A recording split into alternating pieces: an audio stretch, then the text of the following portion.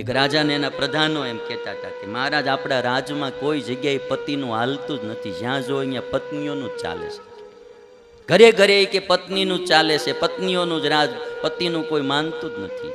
કે રાજા કે એવું હોય નહીં કે તો તમે તપાસ કરો. રાજા કે કાલે એલાન કરી દો આખા રાજ્યમાં, માણસોને બધાને લાઈનમાં પુરુષોને બોલાવો અને આપણે એને પૂછવાનું તારી ઘરે તારું ચાલે છે કે તારી પત્નીનું.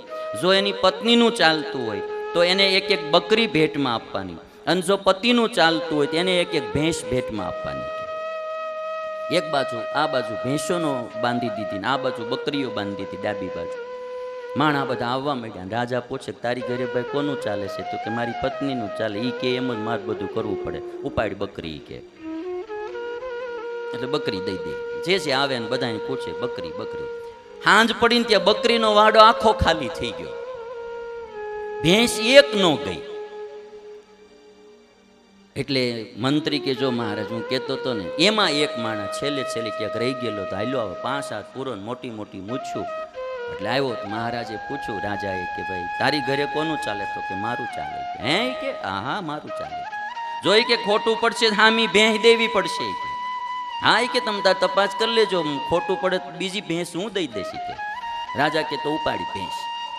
એ ભેંસ લઈને ગયો, કલાક થઈ ત્યાં પાછો આવ્યો. એટલે રાજા કે ભાઈ શું થયું? તો કહે છે કે મારી ઘરવાળી કહે છે કાળી નહીં ભગડી લઈ આવો. રાજા કે ભેંસ બાંધે બકરી ઉપાડ. આખા રાજમાં ઘરે ઘરે બાઈઓનું ચાલે, પતિનું કોઈનું ચાલે નહીં. એટલે પછી રાજા અને મંત્રીઓ બેઠા હતા. મંત્રીઓએ કીધું જો મહારાજ, હું નહોતો કહેતો ઘરે ઘરે પત્નીનું ચાલે છે, પતિનું ચાલતું નથી.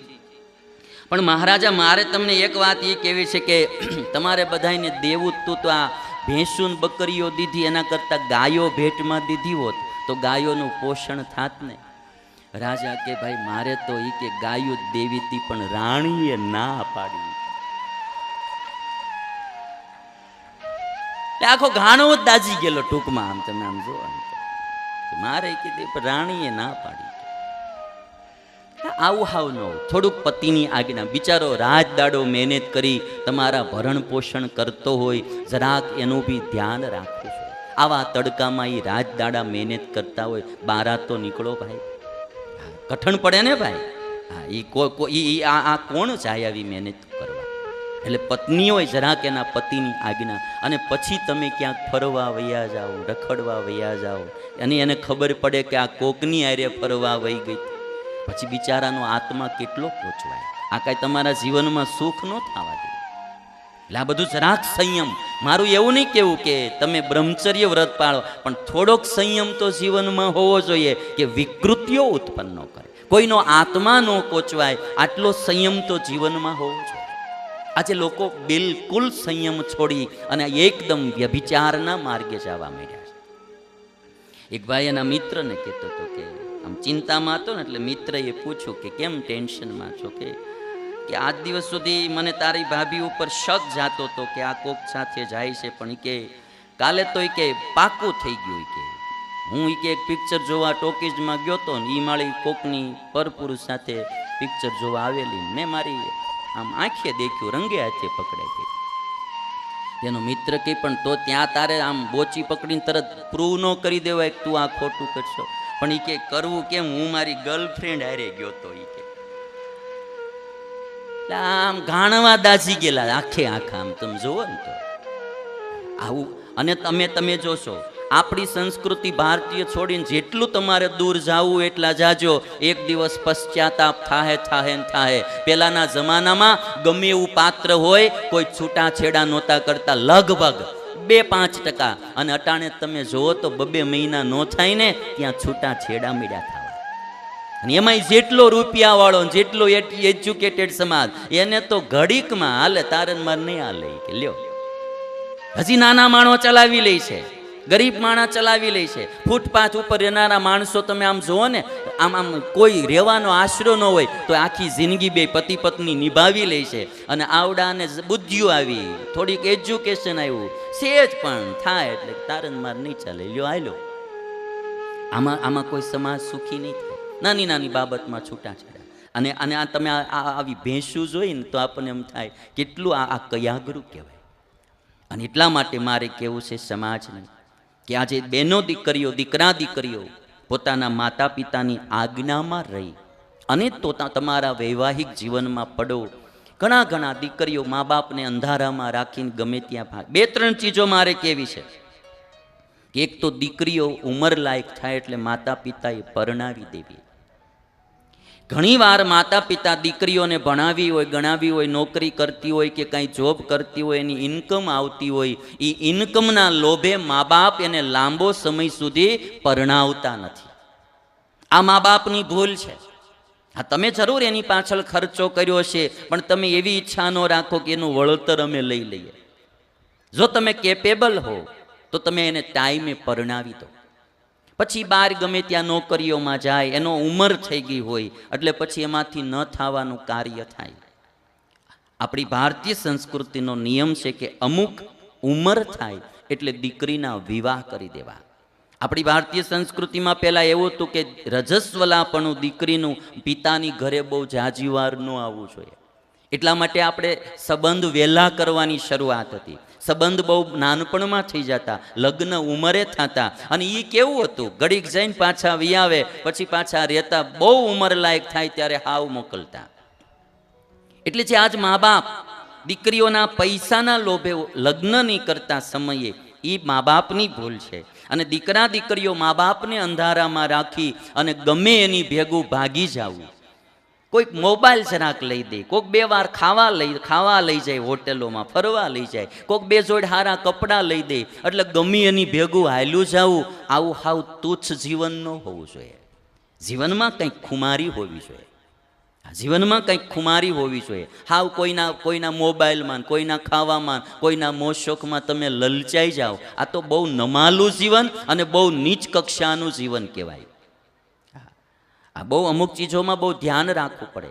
આપણે કાંઈક તો ખુમારી હોવી જોઈએ, કાંઈક સ્વાભિમાન હોવું જોઈએ. હું માનવ છું, હું હિન્દુસ્તાની છું, હું કઈ સંસ્કૃતિનો માણસ છું, હું કઈ પરંપરાનો છું. સીતાને રાવણે કેટલા પ્રલોભનો આપ્યા કે મારી મંદોદરી આદિ બધી રાણીઓને તારી દાસી બનાવી દઉં, તું કે એમ હું કરીશ.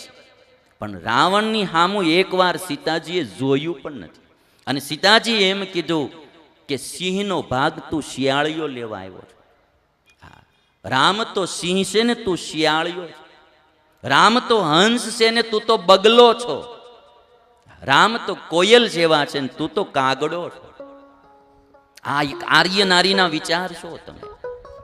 દ્રૌપદીને કેટલા પ્રલોભનો જયદ્રથે આપ્યા. દ્રૌપદી એક વાર એના તમે મહાભારતમાં એના વિચારો વ્યક્ત કરી જુઓ ને, તેથી આપણને ગૌરવ થાય કે અમારી ભારત દેશની આર્ય નારીઓની કુમારી કેવી હતી. નાગણી જેવી ફૂફાડો મારે ને ભલ ભલા ડરે, આવી એની કુમારીઓ હતી.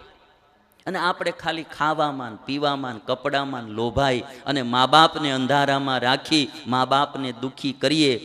એટલું જરૂર યાદ રાખજો કે આ જુવાનીમાં તમને સારું લાગશે, પણ એક દિવસ જ્યારે તમારા દીકરા દીકરીઓ આ કાર્ય કરશે ને, તેથી તમને ખબર પડશે કે મેં પણ મારા મા બાપને કેટલા દુઃખી કર્યા હતા. તેથી તમને ખ્યાલ આવશે. મેં જાન્યુઆરીની કથામાં અમારા સુરતમાં એક ભાઈને ઘરે જઈને એને મેં બીડી છોડાવીને એનો એવો આગ્રહ, સ્વામી મારી ઘરે આવે હું બીડી છોડું. બહુ 35-40 વર્ષ જૂનું વ્યસન. હવે છોડ્યું એટલે બહુ વર્ષોથી બીડી, પુષ્કળ બીડી પીતા, સતત બીડીઓ પીતા. એટલે શરીરનું પાચન તંત્ર આખું ખોરવાઈ ગયું. દવાખાને દાખલ થયા. ડૉક્ટરે એવું કહ્યું કે તમારી પાચન તંત્રને ઠીક થતા 3 મહિના તો લાગશે. 3 મહિનામાં 5 દી બાકી હતા ત્યારે 15 દી પહેલાં મારી પાસે આવ્યા. મને કે સ્વામી હવે 5 દી બાકી રહ્યા, હરખું થવા માંડ્યું, પણ એક વાર તમને વચન દીધું કે હવે બીડી નહીં પીવું, એટલે હવે બીડી તો કોઈ દી પીવી જ નથી મારે કે.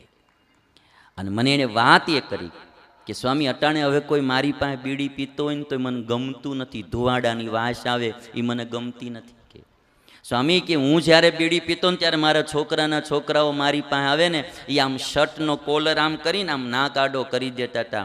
આજે મને એમ થાય છે કે મેં બીડીયું પી પીને કેટલાય છોકરાઓને ઘરના લોકોને દુઃખી કર્યા.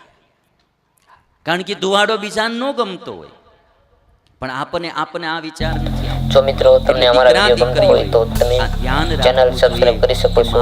ચેનલ સબસ્ક્રાઇબ કરવાથી તમને એ ફાયદો થશે કે જ્યારે અમે YouTube પર ગમે ત્યારે વિડીયો અપલોડ કરીશું તો એનો નોટિફિકેશન સૌથી પહેલા તમારા ફોનમાં આવશે. તેથી તમે અમારી ચેનલને સબસ્ક્રાઇબ કરી શકો છો. ધન્યવાદ. બતાવું ભેંસુમાં, મારે મને બહુ ગમી એટલે આ ક્લિપો બતાવું. એક એના મા બાપની આજ્ઞામાં રહેનારા હોય. અમને આ અમારા સાધુઓ છે ને, ભલે આમ પારકા દીકરાઓ અહીંયા આવ્યા હોય, પણ એ પૂછ્યા વિનાના ક્યાંય બહાર ન જાય, પૂછ્યા વિનાનું કોઈ કામ ન કરે, એટલા આજ્ઞામાં રહે. સેજ પણ કંઈ ભૂલ થયું હોય, ગમે ત્યાં એને વઢો ખીજાવ, એક દિવસે હામો શબ્દ ન બોલે. જ્યારે આજે દીકરા દીકરીઓ હાવ ઉદ્ધત થવા માંડ્યા. રાત્રે રખડી રખડીને 2 વાગે આવે છોકરાઓ. તમારું અમદાવાદની મને ખબર નહીં, અને સવાર સુધી આપણે રહેવું છે એટલે કંઈ કહેવાય નહીં. કે મારે સુરતમાં રાતે 2 વાગ્યા રખડીને આવે. પાછું એને પૂછાય નહીં તું ક્યાં ગયો તો. હા, એને પૂછો કે આમ તું ક્યાં ગયો તો, ત્યારે એને દુઃખ લાગી જાય. આત્મઘાતો કરી લે. તમે મારા જીવનમાં ઇન્ટરફિયર થયા કરો છો, તમે મારા જીવનમાં ડિસ્ટર્બ કર્યા કરો છો, તમે મને પૂછ્યા કરો છો. એક ભાઈનો છોકરો તો રાતે રખડીને 2 વાગે આવ્યો. એને બાપાએ પૂછ્યું કે ક્યાં ગયો તો, કે સિંહ તો ગમે ત્યાં ફરતા હોય. એના બાપાએ પેન્ટમાં જ પટ્ટો કાઢીને 4-5 જગ્યાએ ને તે શિયાળિયું કરી નાખ્યું. સિંહ તો ગમે ત્યાં ફરતા હોય. એલા સિંહ હોય અહીંયા કઈ ગમે ત્યાં પી પીને ઊંધે માથે ન પડ્યા હોય.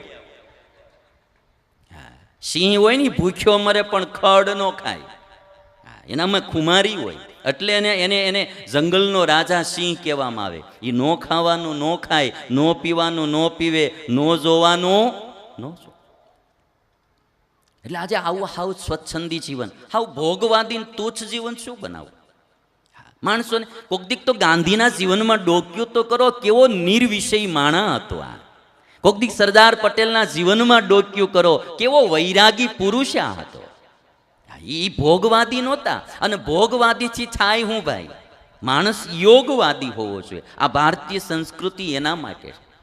અને કમસે કમ હું એટલું કહું, એના જેવું ન થવાય તો કંઈ નહીં. તમે સારો બંગલો બનાવો, સારી ગાડી રાખો, સારા કપડાં પહેરો, સારું ખાઓ, તમે પતિ પત્ની મોજથી રહ્યો, આનંદથી રહ્યો, હરો ફરો, એની કોણ ના પાડે? પણ પર પુરુષ પર નારીના પ્રસંગો કે છેડતી કે આ રેપ કે આ આપણા ભારત દેશને શોભે નહીં. આમ કોઈ દી મનમાં બોળો વિચાર પણ એ બાબતનો ન આવવો જોઈએ. માણસ યુવા પેઢીને મારે બધાને કહેવું કે ક્યાંય બી તમે નોકરી કરતા હો, કોઈ પણ બેન દીકરી હોય, એની અમે ઊંચી નજર ન કરાય. એ બી કોકની બેન છે, એ બી કોકની દીકરી છે, એ સારું નથી. જો મિત્રો તમને અમારા વિડીયો ગમતા હોય તો તમે ચેનલ સબસ્ક્રાઇબ કરી શકો છો. ચેનલ સબસ્ક્રાઇબ કરવાથી તમને એ ફાયદો થશે કે જ્યારે અમે YouTube પર ગમે ત્યારે વિડીયો અપલોડ કરીશું તો એનો નોટિફિકેશન સૌથી પહેલાં તમારા ફોનમાં આવશે. તેથી તમે અમારી ચેનલને સબસ્ક્રાઇબ કરી શકો છો. ધન્યવાદ.